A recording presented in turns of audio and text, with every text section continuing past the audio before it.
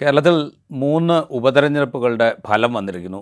വയനാട് പ്രതീക്ഷിച്ചതുപോലെ തന്നെ പ്രിയങ്ക ഗാന്ധി അവർ വലിയ ഭൂരിപക്ഷത്തിൽ, ഒരുപക്ഷേ ഉപതെരഞ്ഞെടുപ്പ് പ്രഖ്യാപിച്ചപ്പോൾ തന്നെ പ്രതീക്ഷിച്ചിരുന്നത് പോലെ വലിയ ഭൂരിപക്ഷത്തിൽ 2024 രാഹുൽ ഗാന്ധി രണ്ടാമത് മത്സരിച്ചപ്പോൾ നേടിയ ഭൂരിപക്ഷത്തേക്കാൾ ഉയർന്ന ഭൂരിപക്ഷത്തിൽ പ്രിയങ്ക ഗാന്ധി തിരഞ്ഞെടുക്കപ്പെട്ടിരിക്കുന്നു.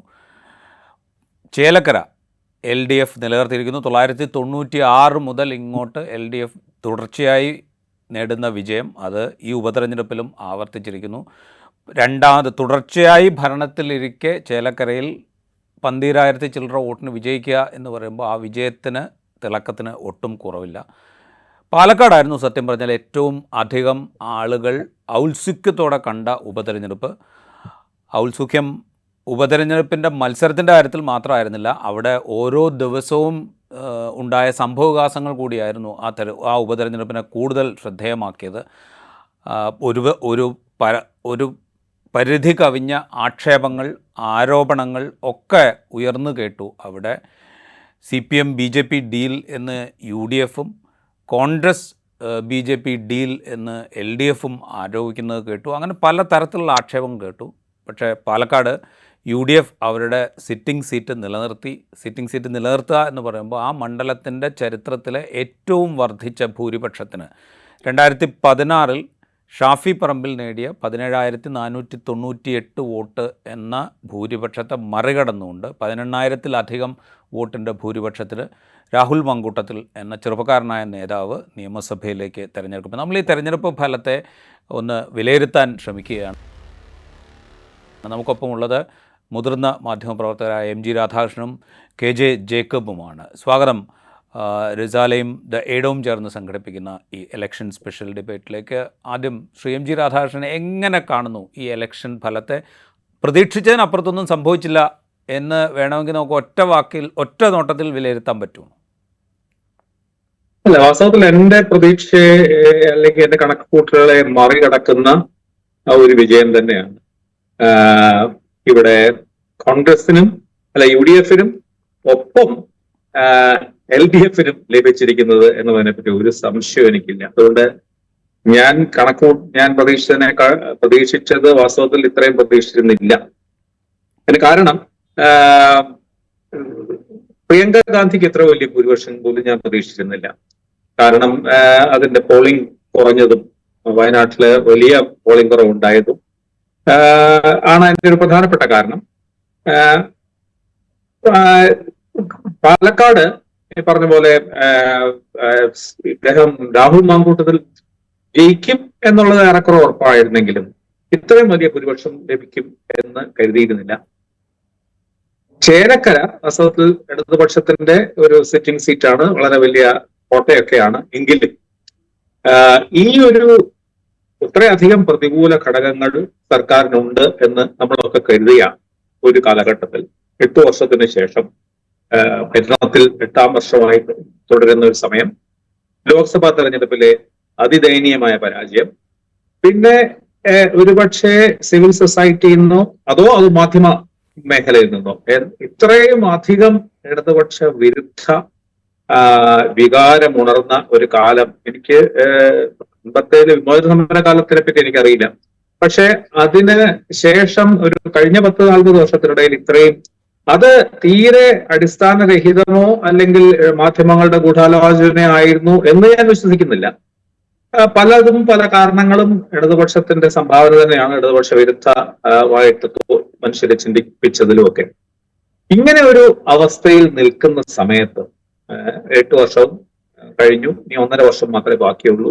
ഉപതെരഞ്ഞെടുപ്പുകൾ നിരന്തരം തോൽവി, ലോക്സഭ അപ്പൊ ഇത് ചേലക്കര എത്രയൊക്കെ ഇടതുപക്ഷത്തിന്റെ ഒരു സുഭദ്രമായ മണ്ഡലമാണെന്ന് പറഞ്ഞാലും UR പ്രദീപിന്റെ വ്യക്തിപരമായിട്ടുള്ള ഗുണങ്ങൾ അതിൽ പ്രധാനപ്പെട്ട ഘടകം വഹിച്ചിട്ടുണ്ട് എന്ന് അംഗീകരിച്ചാലും വളരെ അഭിമാനകരമായ ഒരു വിജയമാണ് ഇടതുപക്ഷത്തിന് കിട്ടിയിരിക്കുന്നത് എന്നതിനെ പറ്റി ഒരു സംശയമില്ല. ഇടതുപക്ഷത്തിന് ഒരു ഭരണവിരുദ്ധ വികാരം ഉണ്ട് എന്ന് ഉള്ള ആരോപണത്തെ തകർക്കാൻ വാസ്തവത്തിൽ അവരെ സഹായിക്കുന്ന തരത്തിൽ തന്നെയാണ് ഈ വിജയം എന്ന് സംശയമില്ല. പാലക്കാട് താരതമ്യേന കഴിഞ്ഞവണത്തെക്കാട്ടിലും ഭേദപ്പെട്ട പ്രകടനം ആണ്. കുറച്ച് വോട്ടുകൾ കൂടുതലെങ്കിലും കിട്ടിയിട്ടുണ്ട്. പാലക്കാട് ഒരു വലിയ ഇടതുപക്ഷ വിരുദ്ധ മണ്ഡലമായി കഴിഞ്ഞിരിക്കുന്ന ഒരു കാലഘട്ടമാണ് ഈ കഴിഞ്ഞ കുറച്ച് വർഷമായിട്ട്. അവിടെ വോട്ടുകൾ വർദ്ധിപ്പിക്കുകയും അത് ഒരു സ്വതന്ത്ര സ്ഥാനാർത്ഥിയായ ആളിനെ കൊണ്ട് തന്നെ അത് കഴിഞ്ഞു എന്നുള്ളത് വാസ്തവത്തിൽ ഇടതുപക്ഷത്തിനും UDF-നും വളരെയധികം സന്തോഷിക്കാവുന്ന രണ്ട് ഫലങ്ങളാണ്. അതേ സമയത്ത് ഇതിന്റെ ഏറ്റവും പ്രധാനപ്പെട്ട ഹെഡ്ലൈൻ BJP-യുടെ വലിയ തകർച്ചയാണ്. ഇതിൽ വാസ്തവത്തിൽ ഏത് മാനദണ്ഡം വെച്ച് നോക്കിയാലും BJP-യുടെ സമീപകാലത്ത് BJP-ക്ക് കേരളത്തിൽ ഉണ്ടാക്കി വന്നിരുന്ന ഒരു സമ്മതിയോ അല്ലെങ്കിൽ അതിന്റെ ഒരു മുന്നേറ്റമോ വാസ്തവത്തിൽ ഇവിടെ വലിയ തോതിലുള്ള തിരിച്ചടിയാണ് നേരിട്ടിരിക്കുന്നത് പൊതുവായ. ശ്രീ KG ജേക്കബ് എങ്ങനെ കാണുന്നു ഇപ്പോൾ ഇവിടെ വിശേഷിപ്പിക്കപ്പെട്ട ഒരു ഭരണവിരുദ്ധ വികാരത്തിൻ്റെ അന്തരീക്ഷമുണ്ട് എന്ന തോന്നൽ? ഭരണവിരുദ്ധ വികാരം ഉണ്ട് എന്നുള്ളത് ഡെഫിനറ്റ് ആയിട്ടുള്ള കാര്യമാണ്. കാരണം 8 വർഷമായി ഭരിക്കുമ്പോൾ സ്വാഭാവികമായിട്ടും ജനങ്ങൾക്കുണ്ടാകാവുന്ന വിരുദ്ധ അഭിപ്രായങ്ങളുണ്ട്, അത് അവിടെ ഉണ്ട്. പക്ഷേ അതിൻ്റെ ഒരു അളവ് ക്രമാതീതമായി പെരുപ്പിച്ച് കാണിക്കപ്പെട്ടോ എന്നുള്ളൊരു ക്വസ്റ്റ്യനുണ്ട്.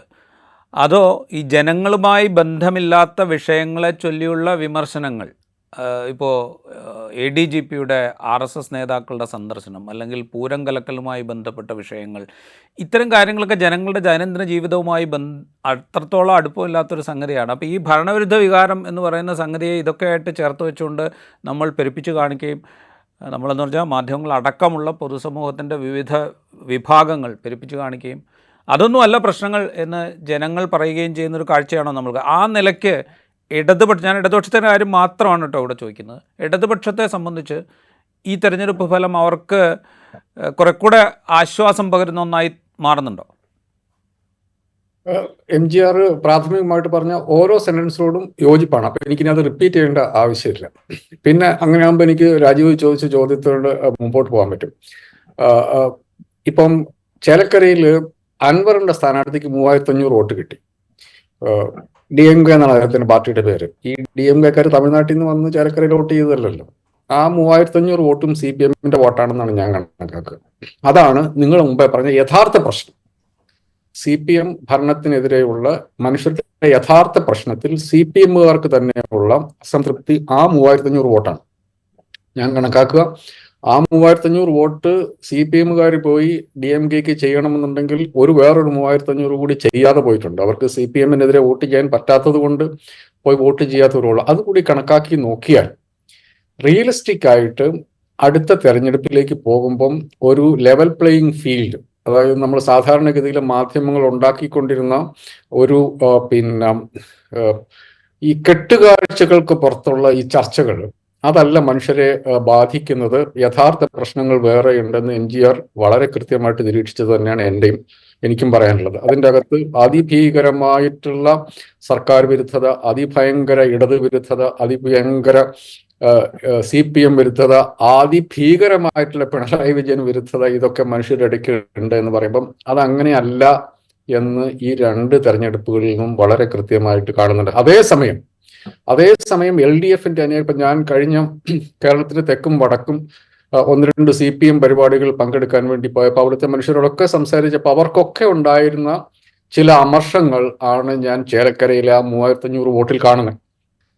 അത് CPM-ന്റെ ഹാർഡ് കോർ വോട്ടർമാരാണ്. അവര് പാർട്ടിക്ക് അപ്പുറത്തേക്ക് ചിന്തിക്കാത്ത മനുഷ്യരാണ്. അൻവർ പറഞ്ഞതിൽ ചില കാര്യങ്ങളുണ്ട് എന്ന് പറയുന്ന ആൾ. അപ്പൊ അത് അഡ്രസ്സ് ചെയ്യാതെ CPM-ന് മുമ്പോട്ട് പോകാൻ പറ്റത്തില്ല. അതുകൂടി അഡ്രസ്സ് ചെയ്യാൻ പറ്റുകയാണെങ്കിൽ നമ്മൾ 2 ടേം ഭരിച്ച ഒരു സർക്കാരിന്റെ ആന്റി ഇൻകംബൻസി ഇല്ലാതെ അടുത്ത തെരഞ്ഞെടുപ്പിനെ നേരിടാൻ ഇടതുമുന്നണിക്ക് ആത്മവിശ്വാസം കൊടുക്കുന്ന ഒരു തെരഞ്ഞെടുപ്പ് ഫലമാണ് ഇപ്പം ചേലക്കരയിൽ നിന്നും പാലക്കാട് നിന്നും വന്നിട്ടുള്ളത് എന്നുള്ളതാണ് എൻ്റെ ഒരു പ്രാഥമിക നിരീക്ഷണം. അതിൽ ഞാൻ പറയുന്നതിന് തൊട്ട് മുമ്പിൽ MGR പറഞ്ഞതിനോട് ചേർത്ത് മാത്രമേ അത് വായിക്കാവുള്ളൂ. അതെല്ലാം അങ്ങനെ തന്നെ MGR പറഞ്ഞതിന് എനിക്ക് പരിപൂർണ്ണ യോജിപ്പാണ്. അതിൻ്റെ ഒപ്പം നമ്മൾ അടുത്ത തെരഞ്ഞെടുപ്പിലേക്ക് പോകുമ്പോൾ ഇടതുമുന്നണി ചില കാര്യങ്ങൾ ചെയ്യേണ്ടതുണ്ട്. എല്ലാം ഹോപ്പ്ലെസ് ആണ്. പലരും ഞാൻ പറഞ്ഞു കേട്ടിട്ടുണ്ട്. അത് ഇനിയിപ്പോൾ അടുത്ത തെരഞ്ഞെടുപ്പ് ഒരു 40 സീറ്റിന്റെ ഒരു അന്തസ്സുള്ള ഒരു തോൽവി മതി എന്ന് ഇടതുമുന്നണിയോട് ചേർന്ന് നിൽക്കുന്ന ഇടതുപക്ഷക്കാരായ മനുഷ്യർ പറഞ്ഞ് ഞാൻ കേട്ടിട്ടുണ്ട്. അതിന്റെ ആവശ്യമില്ല. ഇനിയുള്ള സമയങ്ങളിൽ ചെയ്യാൻ പറ്റുന്ന കാര്യങ്ങൾ ചെയ്താൽ തന്നെ ഒരു ലെവൽ പ്ലേയിങ് ഫീൽഡിൽ അടുത്ത അസംബ്ലി തെരഞ്ഞെടുപ്പിനെ നേരിടാൻ ഇടതുപക്ഷത്തിന് ആത്മവിശ്വാസം കൊടുക്കാവുന്ന ഒരു ഗംഭീര തെരഞ്ഞെടുപ്പ് ഫലമാണ് ഇപ്പം 2 സ്ഥലത്തു നിന്നും വന്നിരിക്കുന്നുള്ളതാണ് എൻ്റെ നിരീക്ഷണം. റൈറ്റ്.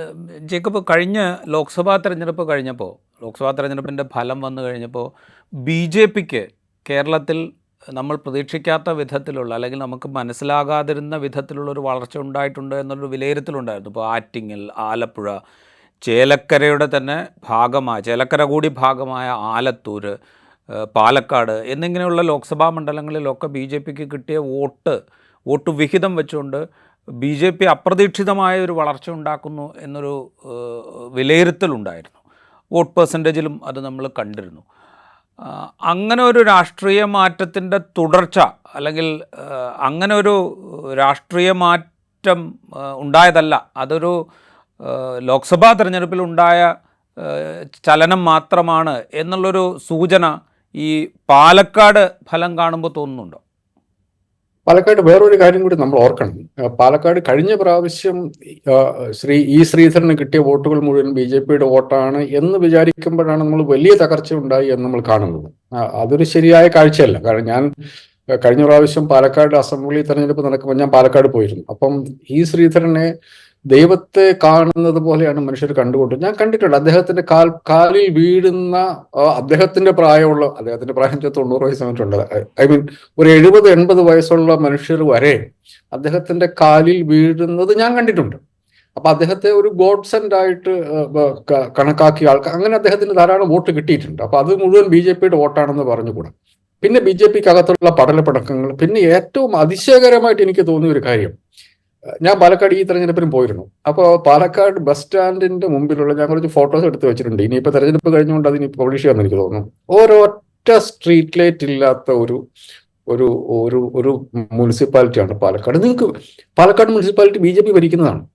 അവിടെ ഒരു ഉപതെരഞ്ഞെടുപ്പ് നടക്കണം. ഞാൻ സാധാരണഗതിയിൽ ഇപ്പൊ എല്ലാ വഴിവിളക്കും നടക്കുന്നുണ്ടെന്ന്, ഉപതെരഞ്ഞെടുപ്പ് നടക്കുമ്പം ബി ജെ പിക്ക് സാധ്യതയുണ്ട് എന്ന് കരുതുന്ന ഒരു മണ്ഡലത്തിൽ അവർ ഭരിക്കുന്ന മുനിസിപ്പാലിറ്റി ഉള്ളപ്പം ആ പഞ്ചായത്ത് ബസ് സ്റ്റാൻഡ് ഇരുട്ടിലാണ്. വലിയ ലാമ്പ് പോസ്റ്റുകളുണ്ട്, അതിൽ ഒരൊറ്റ 100 കണക്കിന് മനുഷ്യർ രാത്രിയിൽ, 1000 മനുഷ്യർ രാത്രിയിൽ, അത്രയും കാലസ് ആയിട്ടാണ് ബി ജെ പി അവിടെ ആ കാര്യങ്ങൾ കൊണ്ട് നടന്നത്. അവരുടെ അപ്പൊ മനുഷ്യർക്ക് എനിക്ക് തോന്നുന്ന ഒരു പ്രത്യക്ഷത്തിൽ എന്താണ് ബി ജെ പി എന്നുള്ളതിനെ കുറിച്ചൊരു ധാരണ പാലക്കാട്ടെ സാധാരണ മനുഷ്യർക്കുണ്ട്. അപ്പൊ ബി ജെ പി പാർട്ടിക്കാരന് പുറമേയുള്ള മനുഷ്യരെ സംബന്ധിച്ചിടത്തോളം അങ്ങേയറ്റം നിരാശാജനകമായ ഒരു മുനിസിപ്പൽ ഭരണത്തിന്റെ ഒരു റിഫ്ലക്ഷൻ കൂടി ഉണ്ടാകും. ചുരുക്കത്തിൽ കേരളത്തിൽ ബി ജെ പിക്ക് ഇനി മുമ്പോട്ട് വോട്ട് കിട്ടാനുള്ള സാധ്യത എനിക്ക് തോന്നുന്നു RSS ഞങ്ങളുടെ രക്ഷകൻ എന്ന് വിചാരിച്ച് കുറച്ച് ക്രിസ്തംഖികളും കുറച്ച് ക്രിസ്ത്യാനികളും ഇറങ്ങിയിട്ടുണ്ട്. അവരൊഴികെ ബി ജെ പിക്ക് ഇനി കേരളത്തിൽ മുമ്പോട്ട് വോട്ട് കിട്ടാനുള്ള സാധ്യത ഇപ്പോഴത്തെ അവരുടെ കയ്യിലിരിപ്പ് വെച്ചിട്ട് ബുദ്ധിമുട്ടാണ് എന്നുകൂടി പാലക്കാട് നിന്ന് നമ്മൾ വായിച്ചെടുക്കേണ്ടി വരും. ശ്രീ എം ജി രാധാകൃഷ്ണൻ, അത് പറയുമ്പോഴേ ഇപ്പോൾ കഴിഞ്ഞ തവണ തൃശ്ശൂർ സുരേഷ് ഗോപി ഉണ്ടാക്കിയ വിജയം, ഞാൻ നേരത്തെ സൂചിപ്പിച്ച മണ്ഡലങ്ങളിലൊക്കെ ഉണ്ടായിരുന്ന വോട്ട് വർധന, ഇതൊക്കെ ബി ജെ പി ഇവിടെ കേരളത്തിലൊരു സ്വാധീന ശക്തിയാകാൻ പോകുന്നു. ഒരുപക്ഷെ അടുത്ത നിയമസഭാ തെരഞ്ഞെടുപ്പിൽ കൂടുതൽ സീറ്റുകളിൽ വിജയം നേടാൻ പാകത്തിലുള്ളൊരു ശക്തിയായിട്ട് ബി ജെ പി വളർന്നിരിക്കുന്നു എന്ന തോന്നൽ വോട്ടർമാരിൽ ഉണ്ടാക്കുന്നു എന്നൊക്കെയുള്ള പ്രതീതി ഉണ്ടായിരുന്നു. അത്തരമൊരു രാഷ്ട്രീയ സാഹചര്യം ഒന്നും മലയാളിയുടെ മനസ്സിലേക്ക് ഏശിയിട്ടില്ല. മലയാളികൾ വളരെ കൃത്യമായി രാഷ്ട്രീയം മനസ്സിലാക്കി എന്താണ് സംഭവിക്കുന്നതെന്ന് വിലയിരുത്തി വോട്ട് ചെയ്യുന്ന ആളുകളാണ് എന്നാണോ നമ്മൾ ഈ ഉപതെരഞ്ഞെടുപ്പിനെ മുൻനിർത്തി, പ്രത്യേകിച്ച് ഈ 2 മണ്ഡലങ്ങൾ മാത്രം മുൻനിർത്തിയാണ് ഞാൻ പറയുന്നത്. അത് രണ്ടിനും സവിശേഷതയുണ്ടല്ലോ. ഇപ്പോൾ പാലക്കാട് എന്ന് പറഞ്ഞാൽ ബി ജെ പി വേണമെങ്കിൽ ശ്രമിച്ചു കഴിഞ്ഞാൽ വോട്ട് കുറച്ച് കൂട്ടുമെങ്കിലും ചെയ്യാൻ പറ്റുന്നൊരു മണ്ഡലമാണെന്നുള്ള കാര്യത്തിൽ തർക്കമല്ല. അപ്പോൾ ശ്രീധരൻ മത്സരിച്ചപ്പോൾ കിട്ടിയ വോട്ട് ഇതിൽ കിട്ടില്ല എന്ന് നമ്മൾ ആദ്യം സംസാരിച്ചപ്പോൾ തന്നെ താങ്കൾ പറഞ്ഞത് എനിക്ക് ഓർമ്മയുണ്ട്. പക്ഷേ എങ്കിലും കുറച്ച് വോട്ട് കൂട്ടാൻ സാധ്യതയുണ്ട്. കാരണം അവിടുത്തെ പ്രാദേശികമായി അവിടെ അറിയാവുന്ന നേതാവാണ് അവിടെ മത്സരിക്കുന്നത്. ബി ജെ പിക്ക് സംഘടനാശേഷിയുണ്ട്. മുനിസിപ്പാലിറ്റി അവരാണ് ഭരിക്കുന്നത് കഴിഞ്ഞ 2 ടേമായിട്ട്. അപ്പോൾ അതുകൊണ്ട് കുറച്ചെങ്കിലും വോട്ട് കൂട്ടാൻ സാധ്യതയുണ്ട്. പക്ഷേ അവിടെ ഒന്നും ജനം പിടികൊടുക്കുന്നില്ല എന്നാണോ നമ്മൾ മനസ്സിലാക്കേണ്ടത്? ഇതൊരു വാസ്തവത്തിൽ ഇപ്പോ നമ്മൾ ബി ജെ പിയുടെ പെർഫോമൻസ് അതിനെപ്പറ്റി വിശകലനം ചെയ്യുമ്പോൾ, പ്രത്യേകിച്ച് കഴിഞ്ഞ തെരഞ്ഞെടുപ്പുമായിട്ട് അപേക്ഷിച്ച് വിശകലനം ചെയ്യുമ്പോൾ ജേക്കബ് പറഞ്ഞത് വളരെ ശരിയാണ്. കാരണം കഴിഞ്ഞ തവണത്തെ ശ്രീധരൻ എന്ന് പറയുന്നത് ഒരു ഒരു ഒരു ഒരു റുട്ടീൻ സ്ഥാനാർത്ഥിയല്ല. അത് ഒരു വളരെ അസാധാരണമായിട്ടുള്ള ഒരു സ്ഥാനാർത്ഥിയാണ്. അപ്പൊ അദ്ദേഹത്തിന്റെ പാലക്കാട് നഗരസഭയിൽ ഇവർക്ക് സാമാന്യം നല്ല ശക്തിയുണ്ട്. അവിടെ ജയിച്ച് 2 തവണയായിട്ട് അവർ ഭരിക്കുന്നതാണ് എന്നുള്ളതൊക്കെ ശരിയാണെങ്കിലും ഈ പാലക്കാട് നഗരസഭയിലെ അവരുടെ അവരുടെ ഒരു സ്വാധീനം കൊണ്ട് മാത്രം പാലക്കാട് വലിയ വിളക്കമൊന്നും ഉണ്ടാക്കാൻ കഴിയാത്ത ഒരു പാർട്ടിയെ വാസ്തവത്തിൽ ഒരു വലിയ മുന്നേറ്റത്തിലേക്ക് കൊണ്ടുപോയത് ഈ ശ്രീധരന്റെ വ്യക്തിപരമായ പ്രത്യേകതകൾ കൊണ്ട് തന്നെയാണ്. അതുകൊണ്ട് ബി ജെ പിയുടെ അടിസ്ഥാന വോട്ടുകളിൽ വലിയ കുറവുണ്ടായിട്ടുണ്ടോ എന്നുള്ളതിനെ കുറിച്ച് എനിക്ക് സംശയമാണ്. കൃത്യ കണക്കുകൾ പരിശോധിച്ചാലേ അറിയാവൂ. ഏതാണ്ട് ഒരു 40,000+ ഒക്കെ ആണെങ്കിൽ അതാണ്ട് അതിന് ചുറ്റിനും ഒക്കെ അവർ നേടിയിട്ടുണ്ട് എന്ന് തോന്നുന്നു. പ്രധാനമായിട്ട് സംഭവിച്ചിരുന്നത് ഇപ്പൊ തൃശ്ശൂർ സംഭവിച്ചിരുന്ന വിരുദ്ധമായിട്ട് തൃശ്ശൂര് ഈ അതായത് ബി ജെ പിയുടെ പരമ്പരാഗത വോട്ടുകൾക്കപ്പുറത്തൊരു വിഭാഗം വോട്ട് ആകർഷിക്കാൻ അവർക്ക് കഴിഞ്ഞു. അത് പറഞ്ഞ പോലെ സുരേഷ് ഗോപിയുടെ പ്രവർത്തനവും സുരേഷ് ഗോപിക്കുണ്ടായ നേരത്തെ ശ്രീധരന്റെ കാര്യം പറഞ്ഞ പോലെ പാർട്ടിക്ക് അപ്പുറത്തുള്ള അദ്ദേഹത്തിന് കിട്ടുന്ന സ്വാധീനവും ഒക്കെ ആവാം. അതുകൊണ്ട് ആണ് പാലക്കാട് ചൂണ്ടിക്കാണിക്കുന്നത് അങ്ങനെ ഒന്നും സംഭവിച്ചിട്ടില്ല. പാലക്കാട് സ്ഥാനാർത്ഥി കൃഷ്ണകുമാറാണ് എന്നുള്ളതല്ല, ഒരു സ്പെഷ്യൽ സ്ഥാനാർത്ഥി ആയില്ല എന്നുള്ളത് അവരെ നല്ലോണം ബാധിച്ചിട്ടുണ്ട്. അപ്പോ അതൊരു അവിടുത്തെ ഒരു പതിവ് സ്ഥാനാർത്ഥി, എല്ലാ മത്സരങ്ങളിലും പങ്കെടുക്കാറുള്ള ഒരു സ്ഥാനാർത്ഥി. അതിനപ്പുറത്ത് അവരുടെ ഒരു സ്ഥാനാർത്ഥി സെലക്ഷൻ വാസ്തവത്തിൽ അവർക്ക് പറഞ്ഞ പോലെ ബി ജെ പിക്ക് ഇനി ഇപ്പൊ വളരെ വ്യക്തമായിട്ട് മനസ്സിലാക്കേണ്ട കാര്യം എന്താണെന്ന് വെച്ചാൽ ബി ജെ പിയുടെ പരമ്പരാഗതമായിട്ടുള്ള അവരുടെ വോട്ടുകൾക്ക് അപ്പുറത്ത് അവർക്ക് വോട്ട് എപ്പോഴും ആകർഷിക്കാൻ കഴിയുമോ അപ്പൊ മാത്രമേ അവർക്ക് വിജയം ഉണ്ടാവൂ. അത് ഒ രാജഗോപാലിന്റെ കാര്യത്തിലായാലും സുരേഷ് ഗോപിയുടെ കാര്യത്തിലായാലും ശ്രീധരന്റെ കാര്യത്തിലായാലും ഒക്കെ വ്യക്തമാണ്. അപ്പൊ ഈ തനി ഹാർഡ് കോർ പാർട്ടിക്കാരനെ കൊണ്ട് കാര്യം നടത്താമെന്നുള്ളത് ബി ജെ പിക്ക് തെറ്റിദ്ധാരണയാണ് ഇപ്പോഴെങ്കിലും. ഇനിയിപ്പോ നാളത്തെ കാര്യം അറിയില്ല.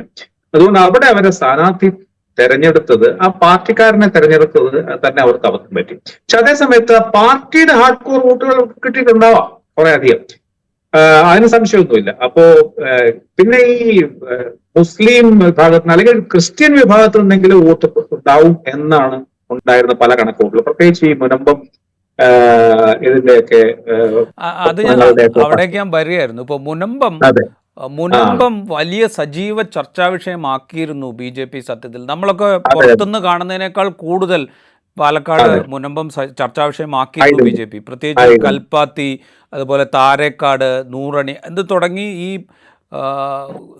അപ്പർ കാസ്റ്റ് ഹിന്ദുക്കളും അതുപോലെ ഹിന്ദു വിഭാഗങ്ങളും ഒക്കെ ഭൂരിപക്ഷം വരുന്ന പ്രദേശങ്ങളിൽ ഇതൊരു വലിയ ചർച്ചാ വിഷയമാക്കിയിരുന്നു. അവരൊരുപക്ഷെ കൂടുതൽ ഡിവിഡൻഡ് അതിൽ നിന്ന് അവിടെ പ്രതീക്ഷിച്ചിരുന്നു. ചുരുങ്ങിയ ശതമാനമുള്ളൂ, 3% മാത്രമേ അവിടെ ക്രിസ്ത്യൻ പോപ്പുലേഷനുള്ളൂ. അവർക്കിടയിലും ഇത് സവിശേഷമായി പ്രചരിപ്പിച്ചിരുന്നു ബി ജെ പി. അത്രയും എഫേർട്ട് അവരെടുത്തിരുന്നു. ഈ സ്ഥാനാർത്ഥിയെ കൊണ്ട് മുനമ്പത്ത് സമരപ്പന്തലിൽ ഇരുത്തിയിരുന്നു ബി ജെ പി. പക്ഷെ ഇതിൻ്റെ ഒന്നും ഫലവും പാലക്കാട് ജനം കൊടുത്തില്ല. ഫലം ഉണ്ടായില്ല. ഞാൻ ചില ടെലിവിഷൻ ചർച്ചകൾ കണ്ടത് അത്രമാത്രം ശരിയാണെന്ന് അറിഞ്ഞുകൊണ്ട് ക്രിസ്ത്യൻ വോട്ടുകൾ കൂടുതലും കിട്ടിയത് രാഹുൽ മാങ്കൂട്ടത്തിൽ തന്നെയാണ്. അപ്പൊ കോൺഗ്രസിൽ നിന്ന് ആ വോട്ട് മാറിപ്പോയിട്ടില്ല. അതായത് കോൺഗ്രസും മുസ്ലിം ലീഗും തമ്മിലുള്ള ബന്ധവും അല്ലെങ്കിൽ ഈ വഖഫും അല്ലെങ്കിൽ മുസ്ലിം ന്യൂനപക്ഷവുമായിട്ടുള്ള ബന്ധം ഇതൊക്കെ വർക്ക് ചെയ്യിച്ചിട്ട് ക്രിസ്ത്യൻ വോട്ടുകൾ ആകർഷിക്കാം എന്ന് കരുതിയിരുന്ന ബി ജെ പിയുടെ പ്ലാനുകളും അവിടെ പരാജയപ്പെടുകയാണ് ഉണ്ടായത്. എനിക്ക് തോന്നുന്നു പ്രധാനപ്പെട്ട പ്രശ്നം ബി ജെ പിക്ക് ഉള്ളത് ആ സ്ഥാനാർത്ഥി തന്നെയാണ്. അദ്ദേഹം ഒരു പാർട്ടി സ്ഥാനാർത്ഥിക്ക് അപ്പുറത്ത് അദ്ദേഹം സ്വാധീനമുണ്ട്, പാർട്ടിക്കുള്ളിൽ സ്വാധീനമുണ്ടെന്നുള്ളതിനെ പറ്റി സംശയമൊന്നുമില്ല. അതിനപ്പുറത്ത് വോട്ട് ശേഖരിക്കാൻ അവർക്ക് കഴിഞ്ഞിട്ടില്ല. ബി ജെ പിയെ സംബന്ധിച്ചുള്ള ഇതൊരു വലിയ തിരിച്ചടി തന്നെയാണ്. അതിന്റെ അർത്ഥം ബി ജെ പി തകർന്നു എന്നൊന്നുമല്ല.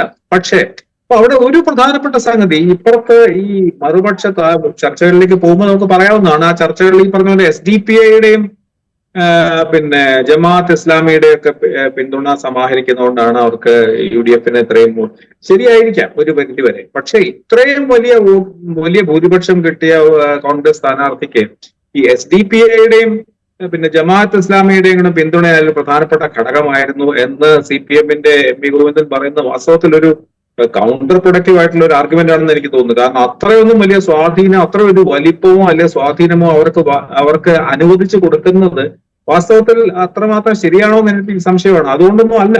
ഇപ്പോ രാഹുൽ പല ഘടകങ്ങളും പ്രവർത്തിച്ചിട്ടുണ്ട്, അതിനകത്തൊരു ഘടകമായിട്ടുണ്ടെന്നുള്ളത് SDPI ആയിട്ടുണ്ടെന്നുള്ളതിന്റെ അപ്പുറത്ത് ഇതൊരു ഈ ഒരു രീതിയിലെ കാര്യങ്ങൾ പിന്നെ വിലയിരുത്തുന്നത് ഇടതുപക്ഷ നേതാക്കൾ വിലയിരുത്തുന്നത് പോലും അത്ര ശരിയാണോ എന്ന് എനിക്ക് യുക്തിസഹമാണോ എന്നുള്ളതിനെ പറ്റി എനിക്ക് സംശയം. കോൺഗ്രസിന്റെ ഒരു കാര്യം എടുത്താൽ കോൺഗ്രസിന് വലിയ തലവേദന ഉണ്ടായിരുന്നു. രാഹുലിനെ സ്ഥാനാർത്ഥിയാക്കിയപ്പോൾ രാഹുൽ ഷാഫിയുടെ നോമിനിയാണെന്നുള്ള ആക്ഷേപം, അങ്ങനെ ഒരുപാട് ആക്ഷേപങ്ങൾ രാഹുൽ മാങ്കൂട്ടത്തിലുണ്ടായിരുന്നു. പക്ഷേ ഇതിനൊക്കെ മറികടന്നുകൊണ്ടാണ് ഈ വിജയം രാഹുൽ കരസ്ഥമാക്കുന്നത്. അപ്പോൾ ഇത് കോൺഗ്രസിൻ്റെ ആഭ്യന്തര രാഷ്ട്രീയത്തിൽ ഉണ്ടാക്കുന്ന ചലനങ്ങൾ എന്തൊക്കെയായിരിക്കും? വി ഡി സതീശൻ ഒരു ഘട്ടത്തിൽ പറയുന്നുണ്ടായിരുന്നു, ഇവിടെ പരാജയപ്പെടുകയാണെങ്കിൽ അതിൻ്റെ ഉത്തരവാദിത്വം മുഴുവൻ എനിക്കാണ് എന്ന്. അതായത് വി ഡി സതീശൻ ഉറപ്പിക്കുന്നുണ്ട് അവിടെ രാഹുൽ മാങ്കൂട്ടത്തിൽ അവിടെ ജയിക്കും എന്നുള്ളത്. അപ്പോൾ ഇത് കോൺഗ്രസിൻ്റെ ആഭ്യന്തര രാഷ്ട്രീയത്തിൽ ഉണ്ടാക്കാൻ പോകുന്ന ചലനങ്ങൾ എങ്ങനെയൊക്കെ ആയിരിക്കും? കോൺഗ്രസിൽ വാസ്തവത്തിൽ സ്റ്റാറ്റസ് കോയുടെ വിജയമാണ്. കാരണം ആ തീരുമാനമെടുത്തവരുടെ വിജയമാണ്. ആ തീരുമാനം ഇന്നത്തെ നേതൃത്വം എടുത്തതാണ്. അതിൽ എല്ലാവരും പ്രധാനപ്പെട്ട നേതാക്കളെങ്കിലും പങ്കാളികളാണ്. ഷാഫി മുതൽ കെ സി വേണുഗോപാൽ വരെയുള്ള നിരയിലെല്ലാം. അപ്പൊ അതിൽ കോൺഗ്രസിൽ നിന്ന് അത് വ്യത്യസ്തമായി ചിന്തിച്ച ചിലരുണ്ടായിരുന്നു എന്നുള്ളത് നമുക്കറിയാം. പറഞ്ഞ പോലെ അവിടുത്തെ DCCയുടെ കത്ത്, തങ്കപ്പന്റെ നിലപാട്, മുരളീധരന്റെ ഈ പറഞ്ഞ പോലെ പതിവ് പോലെ അങ്ങോട്ടും ഇങ്ങോട്ടും ഇല്ലാത്ത തരത്തിലുള്ള ഒരു വർത്തമാനം, ഇതെല്ലാം ഉണ്ടായിരുന്നു. പക്ഷെ ഇതെല്ലാം അപ്രസക്തമാക്കുന്ന തരത്തിലാണ് ഈ വിജയം രാഹുൽ മാങ്കൂട്ടത്തിന് കിട്ടിയിരിക്കുന്നത്. അതുകൊണ്ട് കോൺഗ്രസിലെ നിലവിലുള്ള സമവാക്യങ്ങളെ ഒന്നുകൂടെ ശക്തമാക്കാനാണ് സാധ്യത. പാലക്കാടിന്റെ കാര്യത്തിലെങ്കിലും ഒരു സംശയമില്ല. അതിലെ മറ്റ് വിമത സ്വരം പ്രകടിപ്പിച്ചവർക്കാരുടെ ശബ്ദത്തിനൊന്നും അല്ലെങ്കിൽ അവരുടെ നിലപാടുകൾക്കൊന്നും അവിടെ ഒന്നും സാധൂകരിക്കുന്ന തരത്തിലുള്ള വിജയമല്ല അതിന് കിട്ടിയത്. അതുകൊണ്ട് കോൺഗ്രസിലെ ഈ വിജയം വാസ്തവത്തിൽ അങ്ങനെ വലിയൊരു അവർക്ക് സംഘടനയ്ക്കോ അവരുടെ നേതൃത്വത്തിനോ അവരുടെ അധികാര സമവാക്യങ്ങൾക്കോ വെല്ലുവിളിയാവുന്ന തരത്തിലുള്ള സൂചനകളൊന്നും ഇതിനകത്ത് കാണുന്നില്ല. ഇനി കൂടുതൽ ഇതിനുള്ളിലുള്ള ഈ തെരഞ്ഞെടുപ്പ് ഫലത്തിനെ കൂടുതൽ പോസ്റ്റ്മോർട്ടം ചെയ്യും. ചെയ്തൊക്കെ വരുന്ന സമയത്ത് ഇതിനെ പറ്റിയുള്ള വിശദാംശങ്ങൾ നമുക്ക് പറയാൻ പറ്റുള്ളൂ. പക്ഷെ മറ്റൊരു പ്രധാനപ്പെട്ട സംഗതി വെച്ചാൽ ഇതിൽ ഞാൻ കരുതിയിരുന്നത് ഷാഫി പറമ്പിലിന് ലഭിച്ച വോട്ടുകൾ അദ്ദേഹത്തിന് കിട്ടില്ലായിരുന്നു എന്ന് ഉള്ളത് ഇന്ന് കരുതിയതിന് കാരണം, ഒന്ന് ഷാഫിക്ക് വ്യക്തിപരമായിട്ടുള്ള അവിടുത്തെ അദ്ദേഹത്തിന്റെ സ്വാധീനം, 2 തവണയായിട്ട് ജയിച്ചതിന്റെ പ്രത്യേകത, അദ്ദേഹത്തിന് വലിയ വ്യക്തിപരമായ സ്വാധീനമുണ്ട്. അതിനൊക്കെ പുറമെ അദ്ദേഹത്തിന്റെ ഒരു സാമുദായിക ഘടകവും നമ്മൾ കണ്ടില്ലെന്ന് അടിച്ചിട്ട് കാര്യമൊന്നുമില്ല. അപ്പൊ ഈ പിരായിരിയിലായാലും മാത്തൂരായാലും കണ്ണാടി ആയാലുമുള്ള മുസ്ലിം വിഭാഗങ്ങളിലെ ഒരു വലിയ വിഭാഗം ഇത്തവണ ഈ പറഞ്ഞ പോലെ ഷാഫിക്ക് വോട്ട് ചെയ്ത പോലെ വേണമെങ്കിൽ സാമുദായികമായിട്ട് ചിന്തിക്കുന്നത്, രാഷ്ട്രീയമായിട്ടുള്ള സാമുദായികമായിട്ടുള്ള എല്ലാ മനുഷ്യരും സാമുദായികമായിട്ട് ചിന്തിക്കുന്നവരുണ്ടല്ലോ, നമ്മൾ കണ്ണടച്ചിട്ട് ഇരുട്ടാക്കിയിട്ട് കാര്യമില്ല. അപ്പൊ ആ വിഭാഗങ്ങളൊക്കെ വാസ്തവത്തിൽ ചിലതിൽ ഒരു ചെറിയ വിഭാഗമെങ്കിലും കോൺഗ്രസിന് വോട്ട് ചെയ്യാൻ ഇടയില്ല എന്നാണ് ഞാൻ കരുതിയിരുന്നത്. അതിൽ നിന്ന് വ്യത്യസ്തമായിട്ടാണ് റിസൾട്ട് വന്നിരിക്കുന്നത്. അവരെല്ലാം കോൺഗ്രസിനൊപ്പം തന്നെ നിൽക്കുകയാണ്. അപ്പോൾ അത് വളരെ നല്ല കാര്യമായിട്ടാണ് എനിക്ക് തോന്നുന്നത്. കാരണം അതിനകത്തൊരു വലിയ വർഗീയ ചേരികൾ, ഈ പറഞ്ഞ പോലെ പരസ്യമൊക്കെ കൊടുത്തിട്ടും ഫലം ഉണ്ടായിട്ടില്ല എന്നുള്ളത് ഈ വർഗീയമായിട്ടുള്ള രീതിയിൽ ചേരിതിരിഞ്ഞില്ല എന്നുള്ളത് വളരെ പ്രധാനപ്പെട്ട കാര്യമാണ്. പിന്നെ നേരത്തെ രാജീവ് ജേക്കബിനോടാണ് ചോദിച്ചതെങ്കിൽ എനിക്കൊരു അഭിപ്രായമുള്ളത്, ഈ സാദിഖലി തങ്ങളെ വിമർശിച്ചുകൊണ്ട് പറഞ്ഞതിലൊക്കെ എനിക്ക് വളരെ നല്ല അഭിപ്രായമാണ് പിണറായി വിജയനെ പറ്റിയുള്ളത്. കാരണം അദ്ദേഹം ആ നിലപാടുകൾ തുടരണം എന്നുള്ളത് എന്റെ അഭിപ്രായമുള്ളൂ. കാരണം അത് അവസരത്തിനൊത്ത് മുസ്ലിം ലീഗിനെ പ്രീണിപ്പിക്കുന്ന സമയത്ത് അത് മിണ്ടാതിരിക്കുകയും, അതല്ല പിണറായി വിജയൻ അങ്ങനെ ആയിരുന്നില്ല വളരെ ഒരു കാലത്ത്. അദ്ദേഹം വളരെ വെട്ടി തുറന്ന് തന്നെ ഇങ്ങനത്തെ കാര്യങ്ങളൊക്കെ തുറന്നു പറയുന്നതാണ്. LDF RSSനെ ഒരുപോലെ വിമർശിച്ചിട്ടുള്ള ഒരു അപൂർവം രാഷ്ട്രീയ നേതാക്കളുടെ ഒരാളായിരുന്നു അന്ന് പോലും. പക്ഷെ അദ്ദേഹം പറഞ്ഞത് മുസ്ലിം ലീഗ് നേതാവ് ആണ്, പ്രസിഡന്റ് ആണ് എന്ന് പറഞ്ഞുകൊണ്ട് അദ്ദേഹം മുസ്ലിം വിഭാഗത്തിന്റെ ആത്മീയ ആചാര്യനായോണ്ട് വിമർശിക്കാൻ പാടില്ല എന്നൊക്കെ പറയുന്ന തരത്തിലുള്ള നറേറ്റീവുകളൊക്കെ വാസ്തവത്തിൽ പുച്ഛിച്ചു തള്ളുന്നതാണ്. പക്ഷെ അത് എത്രമാത്രം ആത്മാർത്ഥതയോടെ, എത്രമാത്രം ആർജവത്തോടെ ഈ നിലപാടുകൾ ഉറച്ചു നിൽക്കും എന്നുള്ളതിനെ പറ്റി ആണ് സംശയം. കാരണം അതേപോലെയുള്ള ആർജവും ആത്മാർത്ഥതയും ഈ സമസ്ത പോലെയുള്ള സംഘടനകളിലെ ഏറ്റവും പിന്തിരിപ്പൻ വിഭാഗങ്ങളുമായിട്ടും സ്ത്രീവിരുദ്ധ വിഭാഗങ്ങളുമായിട്ടും വളരെ വലിയ പ്രതിരോധകാരികളുമായിട്ടുള്ള വിഭാഗങ്ങളുമായിട്ടൊക്കെ ചെറിയ ചെറിയ അനുരഞ്ജനങ്ങൾ നടത്തുമ്പോൾ ഇതിന്റെ ഉദ്ദേശശുദ്ധിയും ഇതിന്റെ ആത്മാർത്ഥതയും ചിലപ്പോൾ സംശയിച്ചു പോകും. അപ്പോൾ ഇങ്ങനത്തെ ഒരു സ്വല്പം സങ്കീർണമാണ് അവിടുത്തെ സ്ഥിതി. അതുപോലെ ഈ പരസ്യം ഒരു വശത്ത് അതിന്റെ സാമുദായിക സ്വഭാവമൊക്കെ പ്രശ്നമാണെങ്കിലും വാസ്തവത്തിൽ ആ ഒരു വിഭാഗത്തിന്റെ മുന്നിൽ ഈ കോൺഗ്രസിന്റെ സ്ഥാനാർത്ഥി സാദിഖ് വരെ പോലെയുള്ള ഒരു വ്യക്തിയുമായിട്ടുള്ള ബന്ധം, അത് കോൺഗ്രസ് എന്ന് പറയുന്നത് ഒരു മൃദു ഹിന്ദുത്വത്തിന്റെ മട്ടിലാണ് പോകുന്നത് എന്നുള്ളത് ആ വിഭാഗത്തിനെ മുമ്പിൽ അവതരിപ്പിക്കാൻ ഒരു ശ്രമം നടത്തിയത് പത്രങ്ങളെ തെരഞ്ഞെടുത്താണ് പരസ്യം ചെയ്തതെങ്കിലും അതിലൊരു വലിയ അപകടമൊന്നും ഞാൻ കാണുന്നില്ല. അതൊരു വലിയ തെറ്റായിട്ടൊന്നും ഞാൻ കാണുന്നില്ല. കാരണം ആ വിഭാഗത്തിനെ അഡ്രസ് ചെയ്യാൻ ഒരു കമ്മ്യൂണിക്കേഷന്റെ ഭാഗം ആ വിഭാഗത്തിനെ അതിനകത്തൊരു സാമുദായിക ഘടകമുണ്ട്. തീർച്ചയായിട്ടും മുസ്ലിം വിഭാഗത്തിൽ ന്യൂനപക്ഷങ്ങളെ തന്നെയാണ് അഡ്രസ് ചെയ്യുന്നത്. അപ്പൊ ആ ന്യൂനപക്ഷങ്ങൾ വായിക്കുന്ന പത്രങ്ങളിൽ ആ ന്യൂനപക്ഷങ്ങൾക്ക് ഏറ്റവും അധികം ആക്സസ് ഉള്ള വേദികളിൽ അത് പറയുക എന്നുള്ളത് ഒരു രാഷ്ട്രീയ നിലപാടുണ്ട്. പക്ഷെ ഇതിലൊക്കെ എത്രമാത്രം ആത്മാർത്ഥതയുണ്ട്, സത്യസന്ധതയുണ്ട് എന്നുള്ളതാണ് തർക്ക വിഷയം. റൈറ്റ്. ഞാൻ നേരത്തെ കെ ജെ ജോസഫിനോട് ചോദിക്കുകയായിരുന്നു അത്. അതായത് ഈ BJP സംസ്ഥാന കമ്മിറ്റി അംഗമായിരുന്ന ഒരാൾ, ഒരു നേതാവ് പുറത്തേക്ക് വരുന്നു. ആ നേതാവ് പുറത്തേക്ക് വരും എന്ന തോന്നലുണ്ടാകുമ്പോൾ തന്നെ നയം മാറി എന്ന് പ്രഖ്യാപിച്ചാൽ സ്വീകരിക്കാം എന്ന് CPM-ൻ്റെ ഭാഗത്തു നിന്ന് ചില നേതാക്കൾ പറയുന്നു. അതിനുശേഷം ഒരു സസ്പെൻസ് ഇട്ടിട്ട് കോൺഗ്രസിൻ്റെ വേദിയിൽ അദ്ദേഹം പ്രത്യക്ഷപ്പെടുന്നു. അതൊരു വലിയ ആഘോഷമായി മാറുന്നു. ആ പ്രത്യക്ഷപ്പെടലും അദ്ദേഹത്തിൻ്റെ കോൺഗ്രസ് അംഗത്വം സ്വീകരിക്കലും. അത് ഈ തെരഞ്ഞെടുപ്പിൽ എന്തെങ്കിലും ഇമ്പാക്റ്റ് ഉണ്ടാക്കിയിട്ടുണ്ടോ? ആ നേതാവിനെക്കുറിച്ച് ഇടതുപക്ഷത്തിൻ്റെ CPM-ൻ്റെ ഭാഗമായിട്ട് ഈ ചില പത്രങ്ങളിൽ മാത്രം വന്ന പരസ്യം, അത് എന്തെങ്കിലും ഇമ്പാക്റ്റ് ഈ തെരഞ്ഞെടുപ്പിൽ ഉണ്ടാക്കിയിട്ടുണ്ടോ? ഏറ്റവും ഒടുവിൽ മുഖ്യമന്ത്രി പിണറായി വിജയൻ മുസ്ലിം ലീഗിൻ്റെ സംസ്ഥാന അധ്യക്ഷൻ പാണക്കാട് സാദിഖ് അലി ശിഹാബ് തങ്ങളെക്കുറിച്ച് പറഞ്ഞ പരാമർശങ്ങൾ, അത് ഈ തെരഞ്ഞെടുപ്പിൽ എന്തെങ്കിലും ഇമ്പാക്റ്റ് ഉണ്ടാക്കിയിട്ടുണ്ടോ? ചർച്ചയിൽ ആദ്യമായിട്ട് എനിക്ക് MGR-നോട് വിയോജിക്കാൻ ഒരു ചാൻസ് തന്നതിൽ സന്തോഷം. ഈ ആ പരസ്യം തികച്ചും ഇടതുപക്ഷ വിരുദ്ധമായ, തികച്ചും ഇടതുപക്ഷ വിരുദ്ധം എന്നേ പറയാൻ പറ്റൂ, വർഗീയം എന്ന് പറയാൻ പറ്റത്തില്ല. അതിൻ്റെ ഒരു പ്രശ്നം സന്ദീപ് വാര്യരുടെ 2 പ്രസ്താവനകൾ.